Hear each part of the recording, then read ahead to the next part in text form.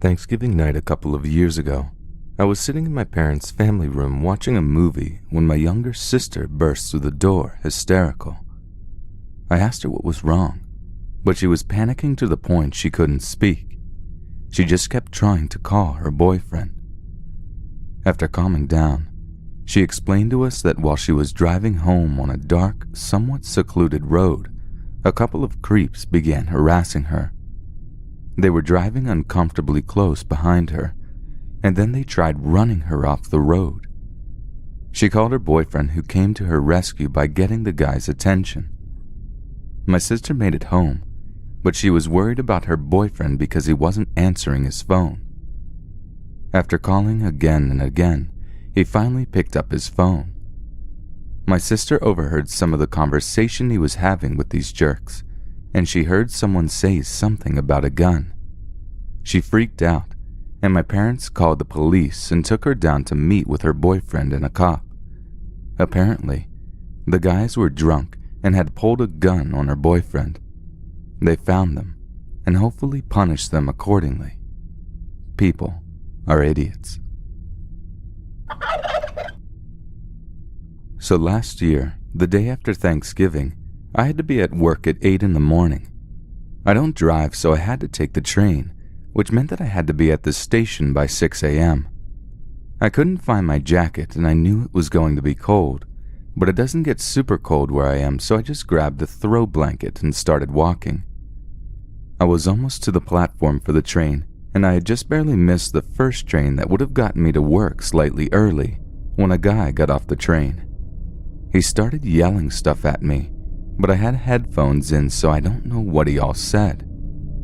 He was riding his bike in the opposite direction, so I didn't think too much of it and just kept walking. All of a sudden, the guy flies up behind me and he almost hit me with his bike. He started cussing at me, asking why the hell I had my beautiful body wrapped up in a blanket in this cold-ass weather. Then he offered me his coat, but I said no thanks and that I was fine. All of a sudden, out of the blue, he asks if anyone has ever gone down on me. I was so stunned that I couldn't say anything. Then he said, "I'll do it for free."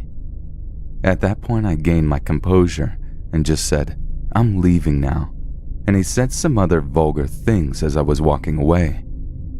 I was so freaked out at that point, I was shaking, and I was so thankful that he had left me alone after I walked away, because there weren't any houses or cars around, and the only buildings were businesses, but no one would have been open there quite yet. It was Thanksgiving 2011, and I was celebrating at my grandparents' farm in the little town of Sevilla, Florida. I had had way too much to eat that holiday and was about to leave to drive back to school in Tallahassee. I stopped at the one little gas station in town to fill up before getting on the highway.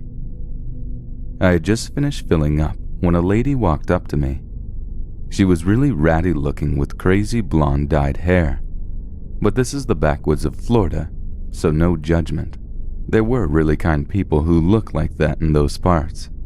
She started talking to me about how her car had run out of gas. She pointed to an old junker parked over near the convenience store, and if I could possibly give her some cash to get home. I usually don't say yes to things like that, but it was Thanksgiving weekend, so I was feeling extra generous.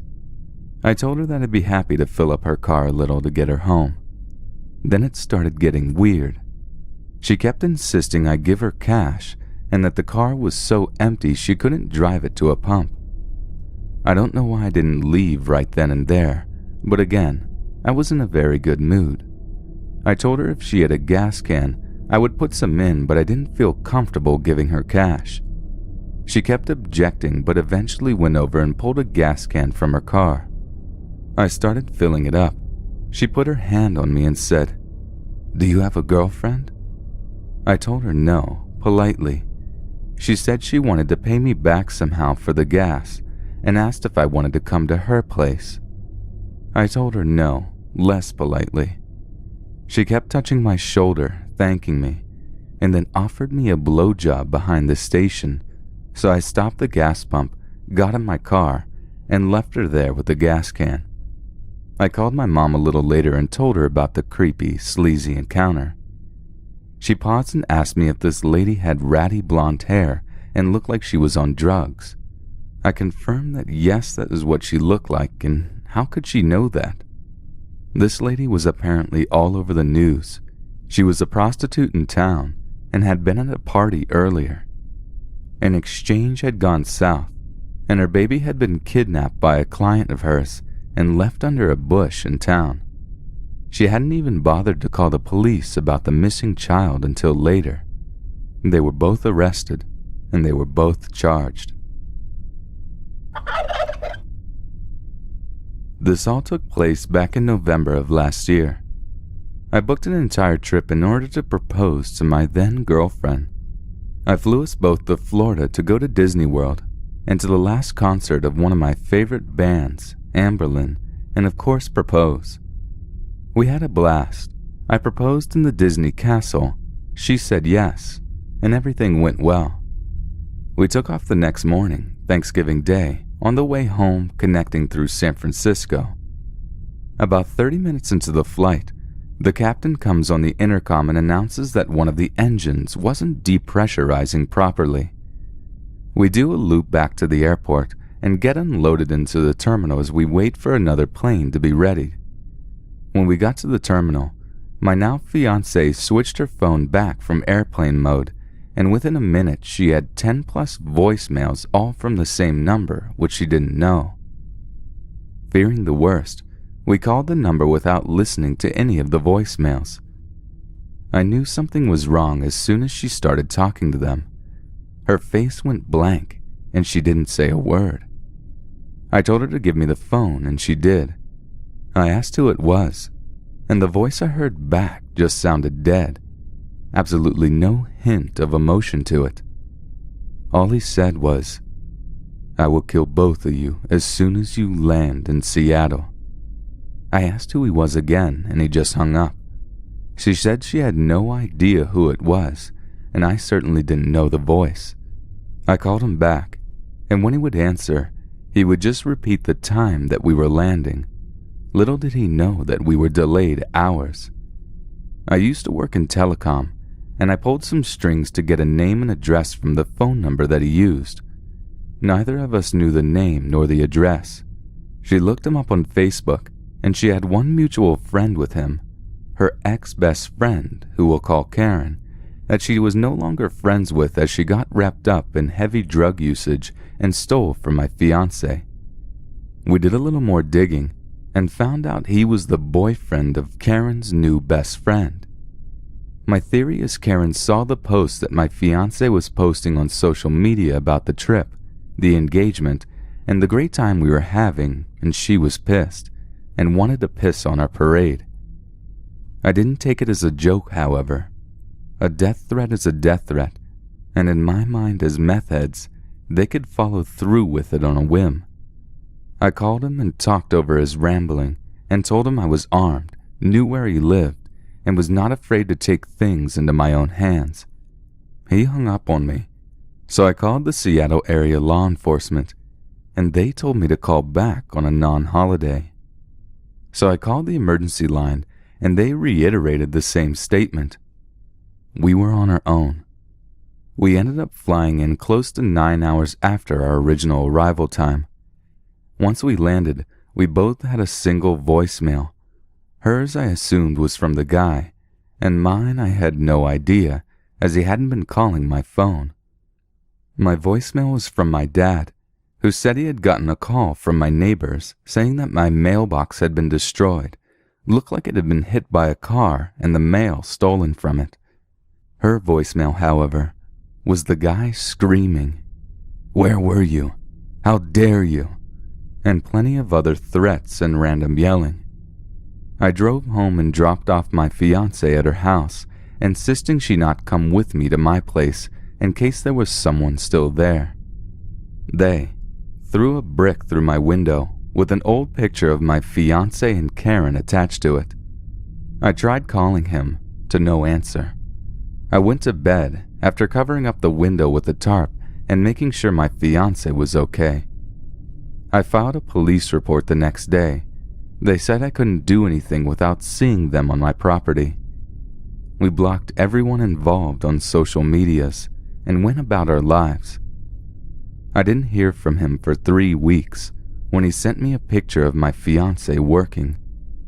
I immediately called her and told her to go in the back of her work, a bubble tea shop. I then called mall security and explained the situation, but by the time they got to the food court where the picture was taken from, he was gone. At this point, I was done messing around. I knew his address and swung by and dropped off a note attached to a critical defense .40 caliber bullet saying, "This is your last chance to leave her alone. This is your only warning." It's been almost 9 months now. Haven't heard a word or seen them again. But for both of our sakes, I sincerely hope not to meet him.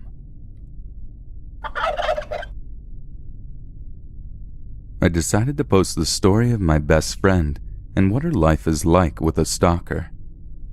She knew him through a mutual friend. He lived in Delaware. We live in Chattanooga, Tennessee. He came to visit his friend, met her once, then decided to move here. After he had lived here for 6 months, they began dating. 3 months into them dating, he admitted he had moved here because he wanted to be closer to her, even though they weren't romantically involved at the time. Before they ever dated, he asked her what she wanted for her birthday. She said that she liked stars, so just something with stars on it. He literally bought her a star in the sky and named it Tara. It was also accompanied with a very intense and creepy love letter. She didn't see it as a warning sign and liked the attention. I told her that it was overboard and creepy. The first week of them dating, he began going through her phone and purse at every opportunity. She was furious and told him her phone is private. She said he should only snoop if he had a good reason to do so, not just because he wants to keep tabs on who she texts. She puts a lock on her phone, but it doesn't take long for him to figure out the lock code.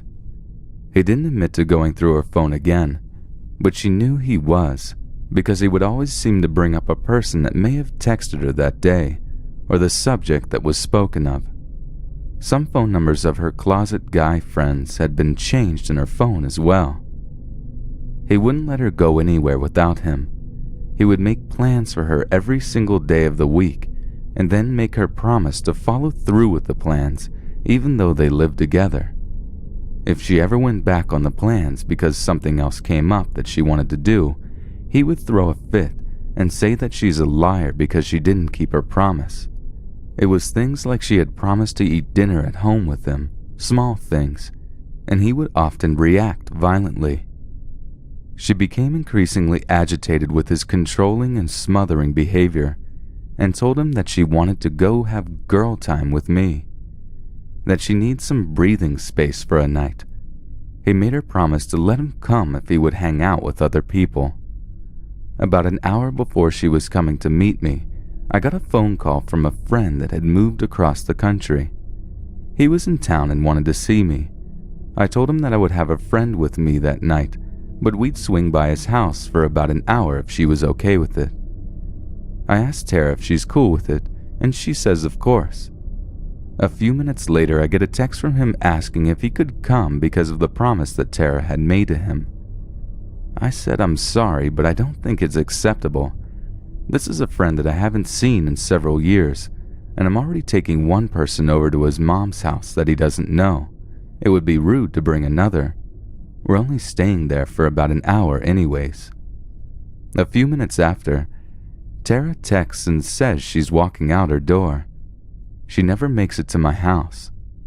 I called and texted, but couldn't get her. I finally get just one text from her that simply said, "Help." I immediately drove to her apartment, where I found her on her balcony. He had stolen her phone and locked her on her balcony so she couldn't leave. They broke up for a while, and I guess out of being lonely she got back with him. One night he burst through my front door unannounced because he hadn't talked to Tara in 30 minutes. She went to dinner with a family friend, and he was following her and spying on her. Her phone had died. He panicked when he lost track of her. He freaked out in my living room and accused me of lying for her. I also found out that he had saved the numbers of all the guys she had in her phone. I told him he was not allowed to be near me again, even if Tara was with him. He seemed to act normal for a while, until Tara became pregnant. He was ecstatic, and she was scared. After about a week, she started getting excited about being a parent. That was until she started adding some things up. Her birth control had mysteriously vanished not long before she got pregnant. He was giving her vitamins every day and watching her take them. He said she needed to take them because she was anemic. She looked up the pills, and they were for fertility. She also remembered a few times he had said he was wearing a condom, and she didn't think it felt like one was there. He had been trying to get her pregnant. She understandably chose not to keep the baby after finding this out. She was terrified of him after this. He would have used the baby as a way to get to Tara. It would have meant nothing more to him, and they split again. He still lived in their apartment after they split, and she would drop by here and there to get some of her stuff. He seemed to be handling things okay, until Thanksgiving. He threw her all over the apartment when she stopped by for her stuff. That night he said he was going to spend the night out of town in Nashville, and that he needed Tara to stay there and watch his puppy. She made sure it had food and water, but didn't want to be there in case he came back. He did. At 1 a.m. she gets dozens of phone calls from him. He was never in Nashville. He was trying to get her alone and flipped his shit when she wasn't there. He sent her over 115 texts in 1 minute that all said, "Respond to me." He began driving by her work and house all the time. He would call and text her incessantly. He told her that he wasn't promising his sanity or her safety, that he would kill her. He started taking her mail. I told her that I would go get her mail for her, but he said he wouldn't give it to me. He'd only give it to her if she came in person. He began threatening me and saying that it was my fault. Yes, I had encouraged her to get away from him. He was insane, and everyone was scared for her. She was living at my house because he didn't know where I lived at the time. I finally decided to treat him like a kid, and I called his mother in Delaware. I told her of his behavior and threats and asked if she could help him. He ended up moving back to Delaware, but would still call and text Tara all the time. He also made sure to bash her to every person she knew. He would come back to town often. He would go places where her friends worked. He would drive by her work. He would send her gifts. Sometimes she'd see him waiting outside of places she was at. It finally stopped. She had a year of silence from him. She had even moved to a different state with the guy she was dating. Her and her boyfriend split, and she moved back home to Chattanooga to start working in a hotel. He came into her hotel and bought a room for the night. The next morning he checked out and drove back to Delaware. He drove 12 hours to stay at her hotel for 1 night, and then turned around and went back. He sent her a text a few months ago saying he's moving back there. For several years, she has constantly been on edge. She gets nervous if she sees a car like his. She has the genuine fear that he will hurt her if he gets the opportunity. She thinks he'll kill her one day. And I'm also afraid that he will. She has numerous police reports over this guy. I hate seeing how he's damaged her, and she's afraid to get close to another guy. She doesn't want kids now. She's always nervous. And we still use the buddy system. She doesn't go anywhere at all by herself. It only takes 1 moment of her being alone for him to get to her. Learn the warning signs. Learn what to do if you are being stalked. Don't ever let your life turn into what hers has.